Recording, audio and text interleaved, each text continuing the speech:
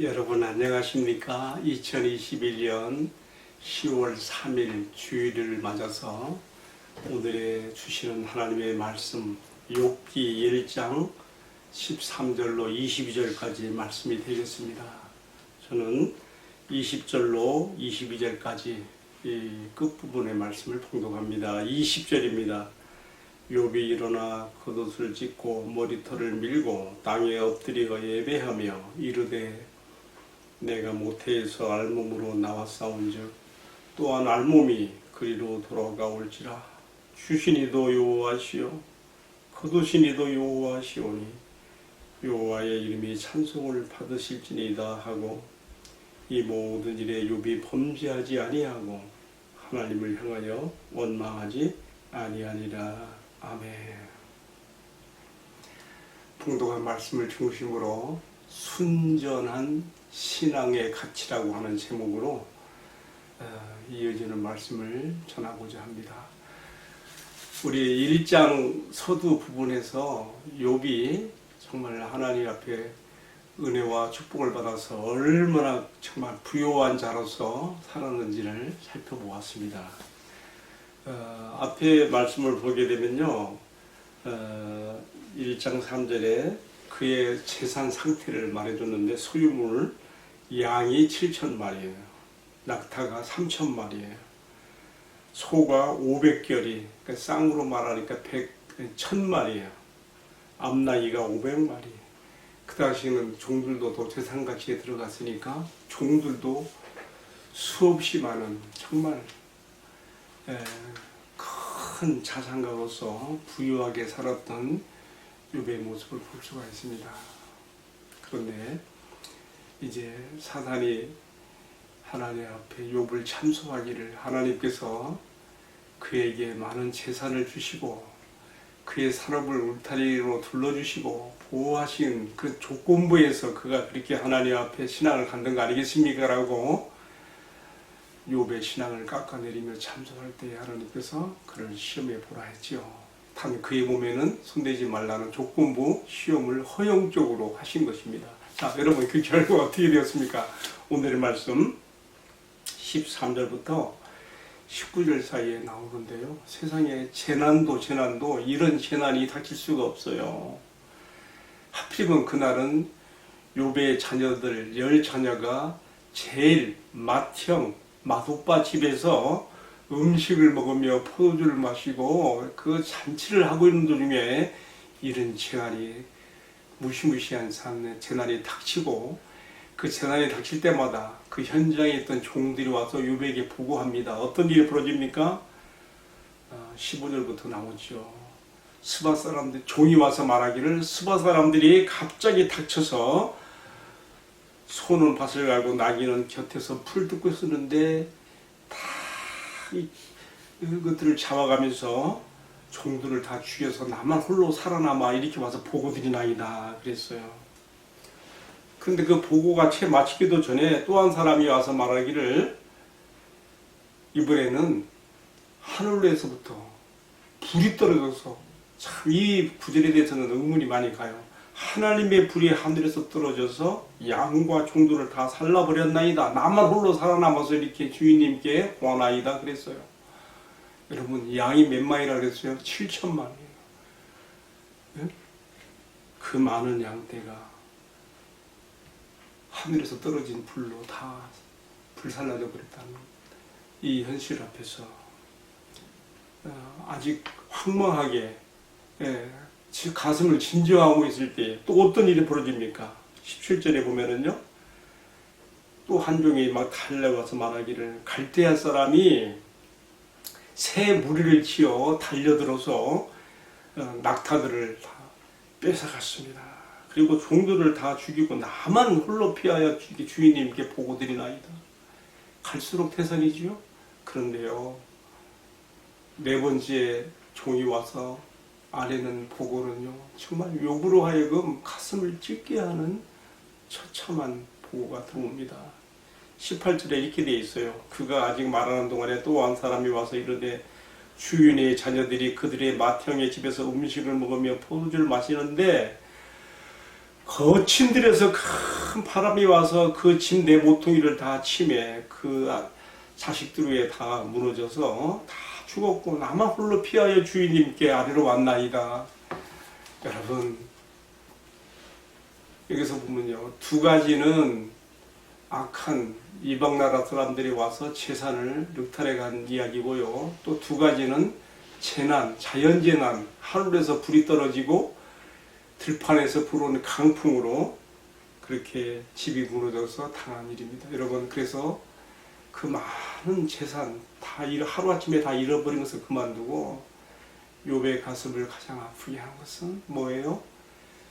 네 번째 보고가 들어왔죠. 10자식이 다 한 날, 한시에, 한 장소에서 다 집이 무너져 압사당해 죽은 것입니다. 자, 거기에 대해서 욥이 이제 오늘 제가 읽어드릴 말씀과 같이 그렇게 이 처참한 현실 앞에서 욥이 취한 태도와 행동과 그의 기도와 고백이 나옵니다. 20절에 방금 읽어드렸죠? 욥이 일어나 겉옷을 찢고 머리털을 밀고 땅에 엎드려 예배하며, 이 말씀이 참 굉장히 마음에 닿아요. 이런 상황에서도 예배를 하다니요. 그리고 또 고백하기를 내가 모태에서 알몸으로 나왔은즉 또한 알몸이 그리로 돌아갈 것입니다. 주시니도 여호와시고 거두어가시니도 여호와시니 여호와의 이름이 찬송을 받으실지이다. 여러분, 저는 오늘 이 말씀을 묵상하면서 크게 세 가지를 생각해 보게 됩니다. 욥의 이러한 큰 재난과 불행 앞에서 정말 그가 취했던 이 태도에서 세 가지 모습을 봅니다. 첫 번째로는요, 죽을 수밖에 없는 자리에서 죽지 않고 살아남아 있는 것의 소중함, 살아있는 것의 소중함에 대해서 생각해 보게 됩니다. 욥은 자살해 죽어야 되는 거예요. 이 고통을 다 감당할 수 없어서 자살해야 마땅하죠. 재산 다 잃어버린 것을 그만두고 일곱 아들 딸 셋을 한 번에 잃었으니 어찌 살아있은들 살아있는 목숨이라고 하겠습니까? 자식들을 먼저 떠나버린 하늘 아래 살아있는 것 자체로서 그에게 고통이고 그는 자살하여 모든 고통을 잊고 싶었을 것입니다. 그러나 그는 더 이상 살고 싶지 않은 이 생존 세계의 세상에서 그의 생명과 삶을 포기하지 않고 하나님께서 자신을 아직 남겨놓은 그대로 현실을 받아들인다는 것이죠.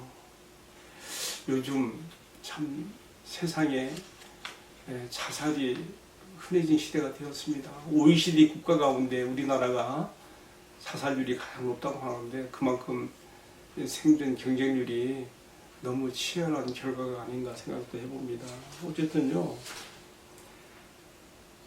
그 처참한 비참과 극한 상황 앞에서도 그가 극단적 선택을 하지 않고 살아있는 자의 자세를 가지고 슬픈 예배자의 모습으로 하나님 앞에 엎드려 있는 그 모습이 얼마나 마음에 깊이 감동되는지 모르겠습니다.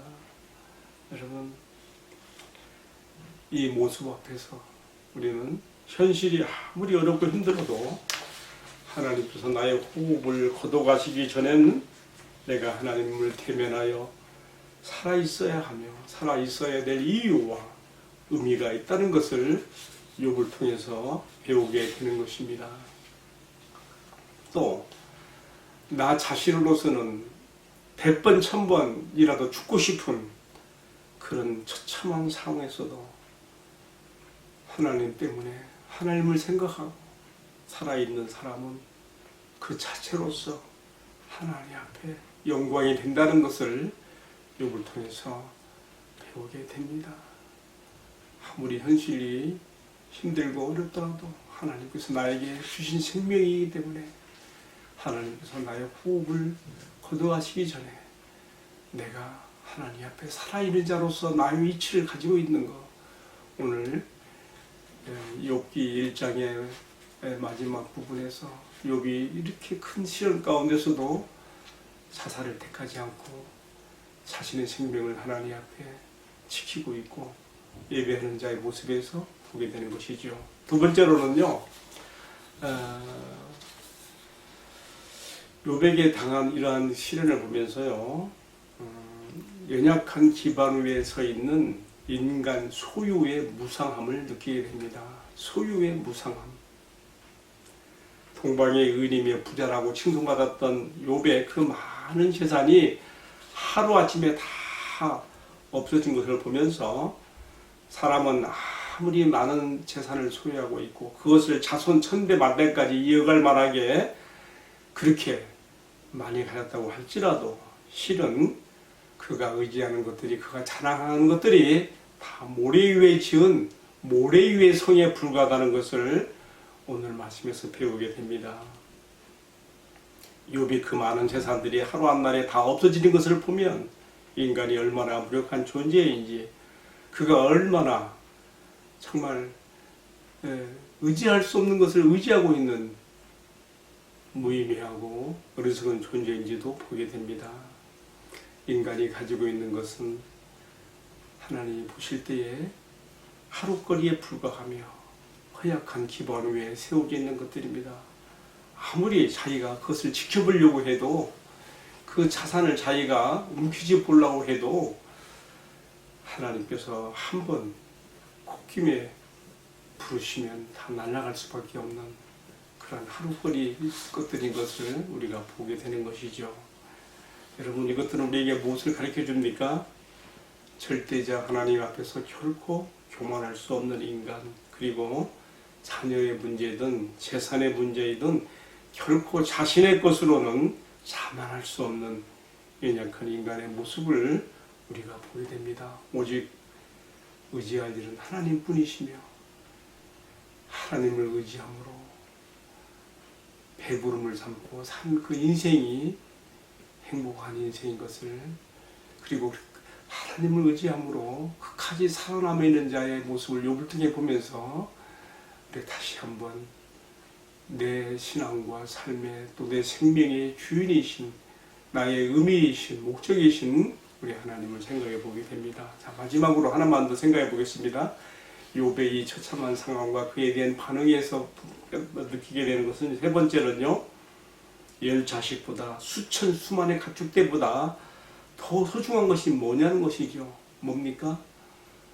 순전한 신앙의 가치입니다. 순전한 신앙의 고백입니다.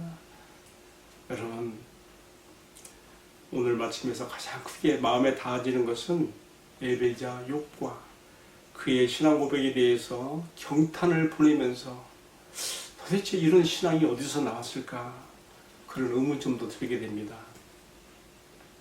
하루아침에 10 자식을 다 잃어버리고 수많은 가축대와 종들과 또 재산까지 다 잃고서도 하나님께 예배할 수 있었던 욥이라는 사람을 보면서 과연 이 사람이 사람인가 아닌가, 그렇게 의심을 가질 정도로까지 생각해 보게 됩니다. 사실 이 정도 되면 좀 뭔가 좀 뭐가 나와야 되는 거 아니에요? 예를 들면 시편에 나타난 다윗은요, 자신의 그 비참과 고통을 당했을 때에 하나님께 부르짖으며 하나님께 비탄의 시를 읊고 토로하며 감정 표출을 아주 격렬하게 하는 것을 볼 수가 있는데요. 그런데 욥에게서는 이런 모습을 볼 수가 없어요. 단지 볼 수 있는 것은 어떻게 했습니까? 그가 이 모든 비참한 소식을 들었을 때에 겉옷을 찢고 머리털을 밀고 땅에 엎드려서 예배하고 있습니다. 여러분, 심리학적인 관점에서 접근해 보면요, 사람이요 자신의 고통과 비참을 밖으로 표출하지 않고 속으로 사귀면은 그것 때문에 스트레스를 받아서 더 힘들어지고 병이 된다는 말이 있어요. 우리 한국인에게는 그 속병이라는 것이 한 여성들이 한 풀이를 못 해가지고 그 한이 속병이 되고, 그 사전에 보면요 화병이라는 말이 있는데 그 화병이라는 말의 그 어원이요 한국에서 나온 것으로 그렇게 되어 있습니다. 어쨌든요, 이것을 표출을 못하면 그 화병이 되고 소병으로 가는 거죠. 그런데요, 우리가 욥의 경우를 보게 되면 자신의 옷을 찢고 머리털을 밀었을진정 자신의 입 밖으로는 단 한마디의 원망이라도 쏟아내지 않으며 도무지 이해할 수 없는 예배자의 모습을 나타내 보이고 있는데요. 어떻게 이것이 가능할까? 나의 좁은 소견으로는 다 이해가 되지 않습니다. 그러나 제한된 나의 생각에도 불구하고 제 마음에 이 모습 앞에서 잠잠히 생각하며 교훈으로 삼게 되는 것은요, 하나님께서 이러한 욥의 모습을 성경에 기록하게 하신 목적이 무엇일까요? 디모데전서 3장 16절에 나오지요. 성경의 제1차된 목적이 그리스도 예수 안에 있는 믿음으로 구원을 받게 하는 책임과 동시에 두 번째는 뭐예요? 이미 하나님께 대해 신앙을 가진 자들은 어떻게 했어요? 그가 교훈과 책망과 바르게 함과 의로 교육하기에 유익한 말씀으로 주신 것이 바로 하나님으로서 성경이 아니겠습니까? 따라서 욥의 이러한 처참한 상황에서도 그가 하나님 앞에서 보이고 있는 이러한 신앙의 모습은요, 곧 우리가 어려운 시련 가운데 처했을 때 가져야 될 하나의 룰 모델로서 우리에게 이렇게 제시되고 있는 말씀이라고 받아들이게 됩니다. 그래서 우리가 신약 성경에서도 사도들이 고난 속에 인내, 시련 속에서도 오래 참과 그 경거를 이야기할 때 항상 욥을 많이 인용하는 것이 하나님께서 이 사람을 오고 오는 모든 시대의 성도들에게 하나의 룰 모델로 제시하고 있다, 이렇게 생각하게 되는 것이죠. 따라서 저는요, 내가 예상치 못했던 어떤 어려움이나 고난이 닥칠 때에 이 모든 불행의 원인을 하나님의 탓이라고 하나님의 틈으로 하나님을 원망하거나 현실을 비관하거나 자살을 택하거나 또 하나님께 등 돌리는 사람으로 살기보다는, 사실 또 그렇게 한다 해도 뭐 뾰족한 수가 있는 것도 아니지 않습니까? 오히려 욥이 했던 것처럼 만사에 하나님의 주권을 인정하고 땅바닥에 엎드려서 예배자의 모습을 취했던 그런 욥의 모습처럼 저도 그렇게 할 수 있기를 마음 깊이 소원하게 됩니다. 욥처럼 그 슬픔 속에, 고통 속에 엎드려 슬픔 속에서도 그것을 하나님과 함께 나누는 예배자로서 나의 탄식을, 나의 기도, 나의 눈물을 신앙 고백으로 드리며 또한 사람의 작은 욥이 되어서 사탄의 기대와 노림수를 무력화시키고 하나님의 명예를 드높일 수 있는 신앙과 삶으로 나아갈 수 있기를 간절히 기원하게 됩니다. 기도하겠습니다. 사랑하시는 주님, 나에게 닥치는 어떤 고난과 시련 속에서도 주님 앞에 순전한 신앙을 고백함으로 나의 신앙을 무너뜨리려고 했던 사탄의 시도를 부끄럽게 만들고 주님의 명예를 드높일 수 있는 신앙과 삶으로 나아가게 하여 주옵소서.